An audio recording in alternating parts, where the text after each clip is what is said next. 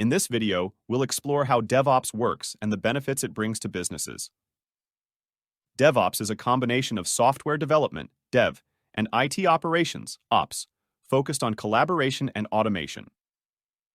By breaking down the silos between development and operations teams, DevOps promotes faster and more efficient software delivery. DevOps encourages teams to work together throughout the software development lifecycle, from planning and coding to testing and deployment. With DevOps, organizations can release software updates more frequently and with fewer errors. Continuous integration and continuous delivery, CI/CD pipelines, are at the core of the DevOps process. Through automation and standardized processes, CI/CD pipelines enable developers to integrate code changes more frequently.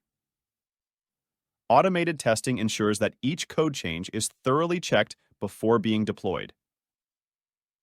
DevOps also emphasizes the monitoring and feedback loop, allowing teams to identify and resolve issues faster.